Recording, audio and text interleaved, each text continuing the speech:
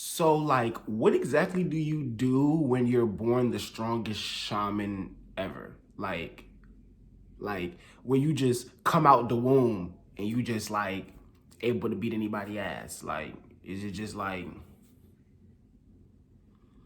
I mean, clearly you get $100,000 yen bounty on your head, but like beyond that, like, is there any other perks other than, being the strongest that people want to kill you? I mean, like, yeah. Yeah, we talking about Gojo Satoru today. Yeah, just cue the intro.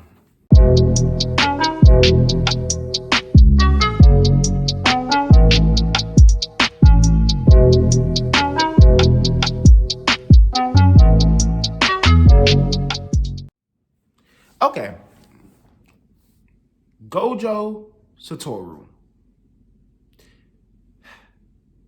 I had a whole script ready and prepared for Gojo Satoru after chapter 95 of Jujutsu Kaisen. But then we got chapter 96 on that last Friday. And the script that I wrote got scrapped. The reason why I scrapped the script was because, well, originally I wanted to write about how, to me, in my opinion, based on everything that we've seen so far from Gojo, it was pretty clear that, Gojo's, well, the GOAT. But even beyond just being the GOAT, because of him, that there are stronger curses. And the way that I was piecing it together was simply a yin and yang, a simple balance of, if you're going to have a shaman born into the world who has this high level of ability, well, then that means naturally curses are going to be coming into the world with this type of power as well.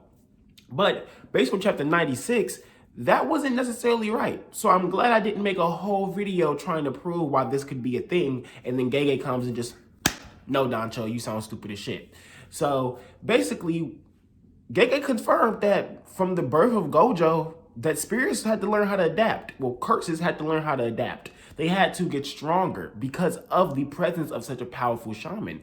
Well, yeah, to a degree, I guess I could say I was right, but in reality, no, I was wrong. It is because of who Gojo is that curses realize they have to find a way to get stronger. It isn't even necessarily about because he's born, the natural yin and yang will create these stronger curses. Yeah, that would happen because of, evolution, survival of the fittest, but not in some type of deal where naturally a Gojo comes, so naturally a stronger curse comes. At least it doesn't come off that way based on how Gege explains it in chapter 96. And then can we talk about how from birth, he's just this godlike being to a degree? I know godlike can seem something out of this world almost, but when you think about it, Gojo's abilities are quite out of this world. They're not exactly like any of the other sorcerers that we have seen in Jujutsu Kaisen, and it doesn't seem like we're going to see anybody like Gojo again in Jujutsu Kaisen, especially when we want to refer to Toji, speaking on the fact that he's the first human in over 100 or 200 years to have the six eyes, which means there has to be some history of these six eyes, but they're rare, clearly. So it makes me wonder, what exactly will Gojo's role be in the rest of Jujutsu Kaisen? Because now I feel like Akutami can't just simply seal him and let him be sealed for a majority of the rest of the manga anymore. At first, I thought that might be the case, but now that we're getting all of this backstory on Gojo and how even his presence as a child caused these curse manipulators, curse users to backtrack, and they've been known as assassins their whole careers, for them to backtrack because of this child, it really puts Gojo in an entirely different perspective for me now, where, yeah, we already knew he was powerful, but I thought maybe his power had to be nurtured. But it seems even as a child, he was more powerful than the other sorcerers, curse users, beings around him, which wants me to get more. It makes me want more on Gojo as a kid.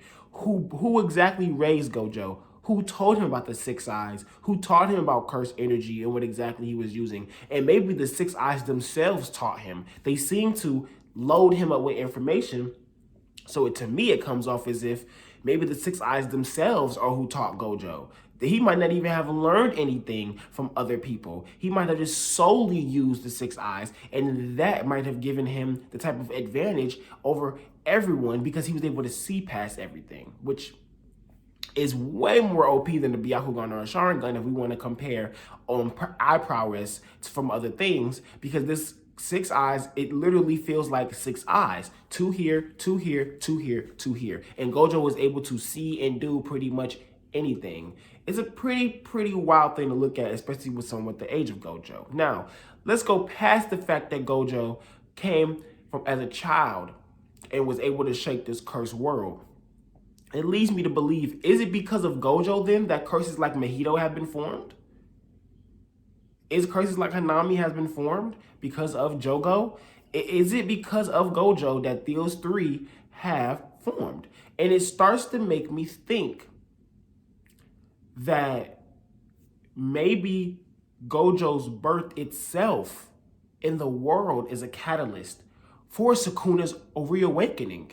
I mean, let's really think about it. We have a shaman as powerful as Gojo, who probably genuinely now does have the strength and the ability to match against someone like Sukuna, or at least be able to give them a much better chance against someone like Sukuna.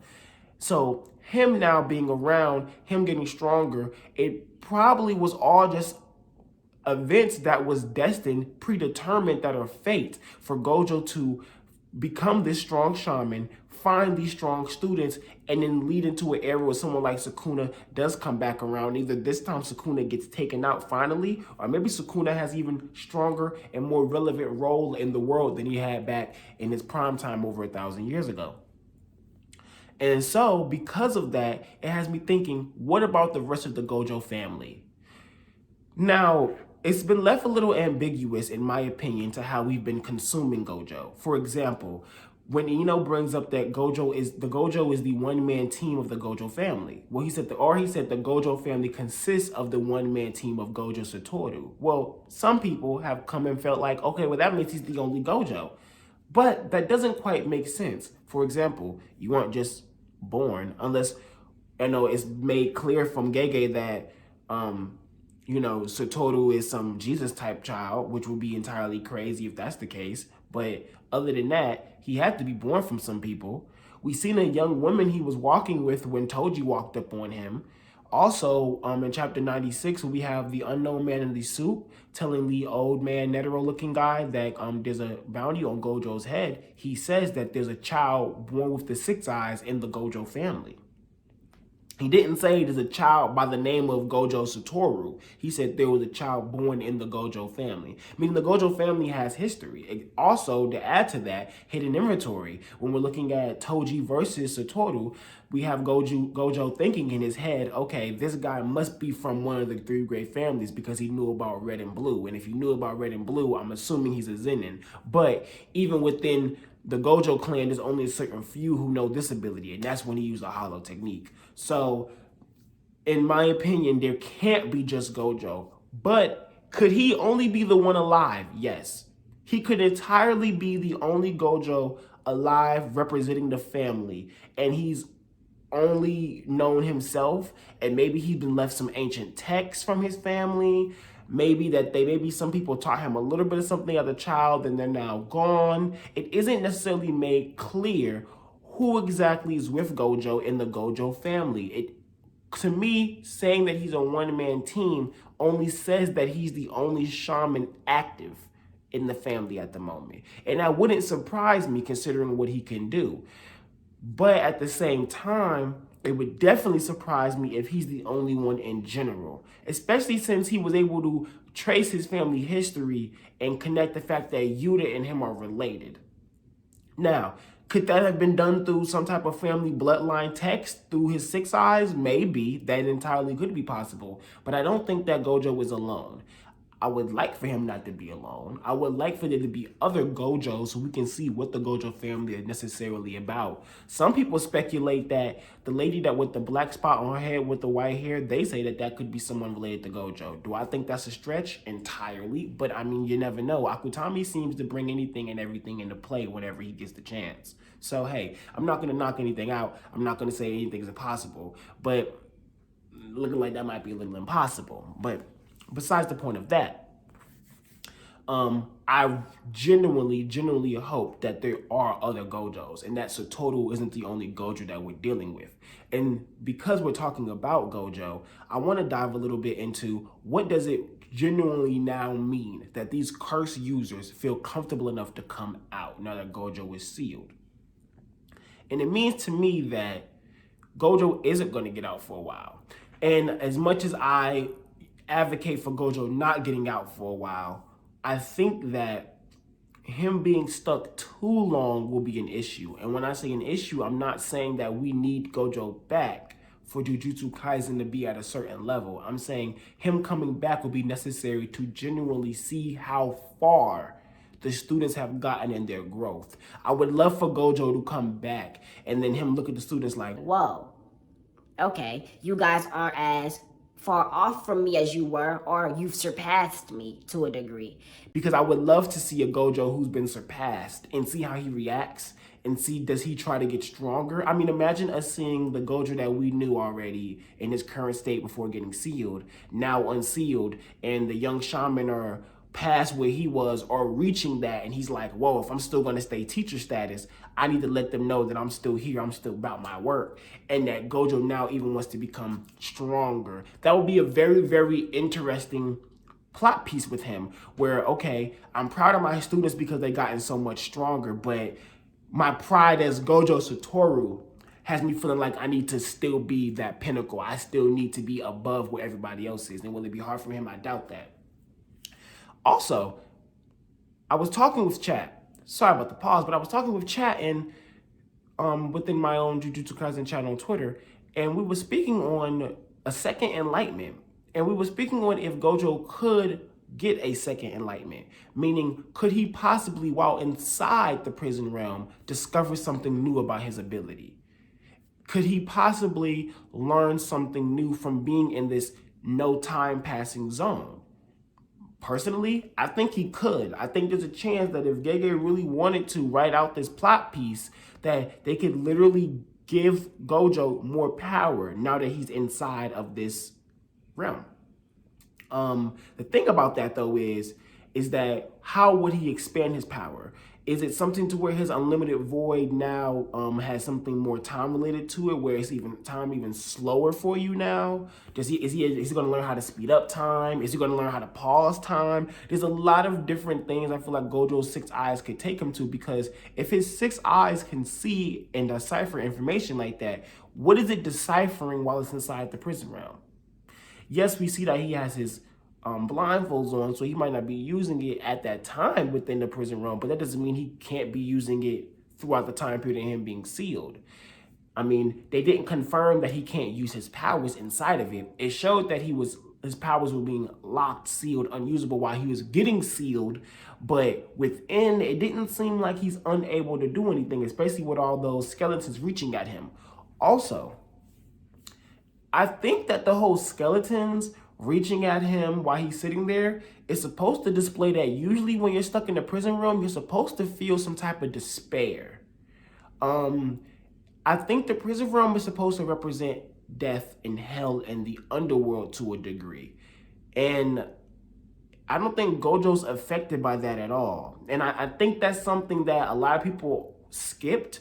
I know that people talked about it in terms of, oh, he's so raw, he's so cool, he's unbothered by him getting sealed. But it's not just about the fact of him being unbothered by getting sealed. It's the fact that he comfortably put his blindfold back on and then sat in all of these skeletons who are reaching and grabbing at him like it was nothing. Gojo's crazy.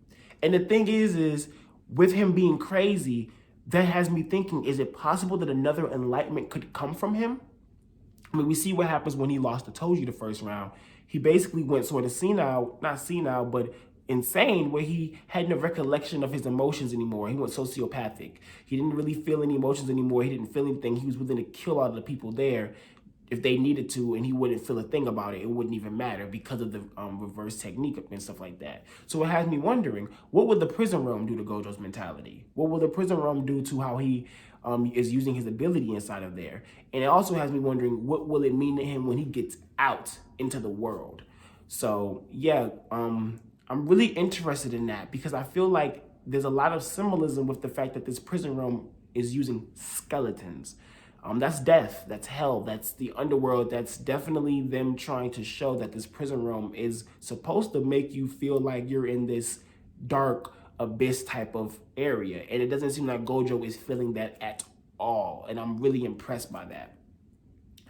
The next thing about Gojo Satoru I want to talk about is, well, his abilities.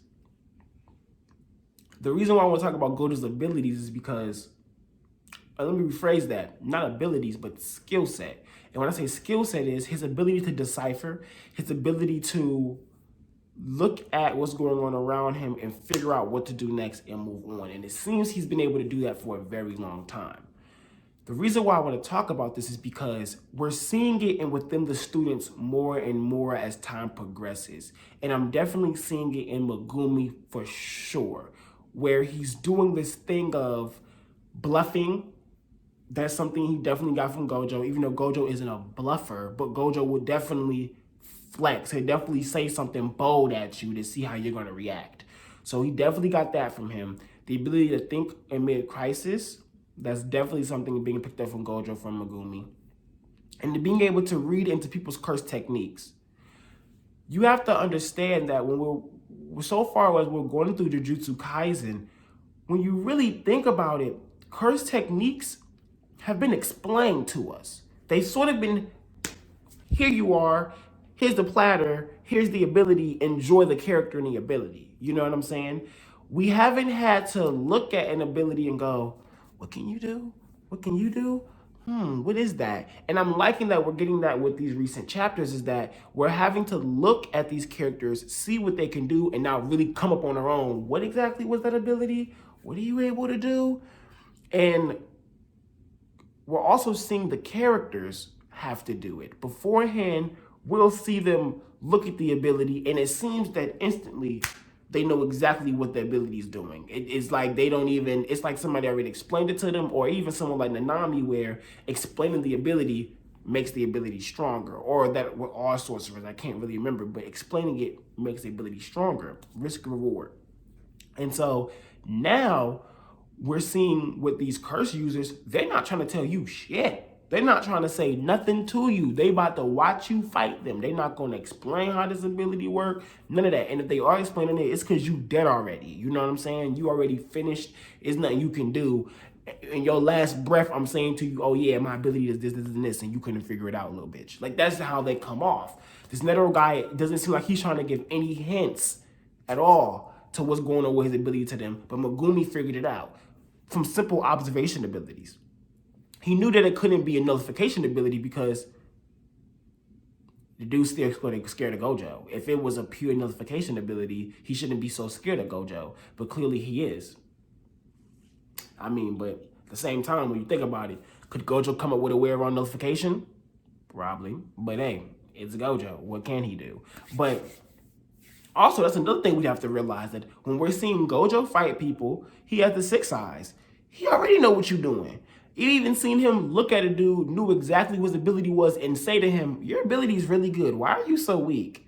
That's crazy. This has hidden inventory around chapter 68, 69, maybe 70, 71. Right when they're going after Rico, yeah, right then. He says this to the guy who's doing the clones. Your ability is really good. Why are you so weak? And that right there is impressive in the side of Megumi, where I'm seeing Gojo's teachings. I'm seeing Gojo actually teaching them something more than just, oh yeah, this is curse energy, go fight some curses and you'll get stronger as you're fighting curses. A lot of people try to say that's all Jujutsu Kaisen is, when it's really not. When if you're really paying attention, that there's things that are said to these characters that the characters are actually picking up on and they're following. So yeah, definitely pay more attention to that. And last but not least, Gojo and Sukuna. I think the parallel between the two of them is very apparent. I think that Gojo and Sukuna need a fight. They need a serious fight. I don't know if it's going to be Sukuna all fingers or not. I would love for it to only be Sukuna 10 fingers, so we get this crazy, not explanation, but what's the word I'm looking for? We get this confirmation, this crazy confirmation that, yo, Sukuna 10 fingers is a beast. So 20? You know what I'm saying? I really want to get some more confirmation on exactly what is the power level of these fingers. You know what I'm saying? So, yeah, I definitely am excited for the future Jujutsu Kaisen. I'm hoping Chapter 97 gives us more of the young kids showing off why Gojo is such a good senpai. I want to see Maki and Nabara soon because I feel like they're going to be crucial in that as well, showing off how good Gojo is. But as I always say, if you enjoyed this video, you are always welcome to hit that like at the bottom. If you have some issues with anything I said or did not say, type your life away at the bottom. If you like me, like the videos, like what I be doing, there's that red button that say SUBSCRIBE that says subscribe, and it's like this bell icon. Click that too, because you know I be posting, so get the notifications. And yeah, thank you so much for watching this video. Once again, it's Doncho here just to talk, just to enjoy. Thanks for coming to the Hideout. Enjoy your life.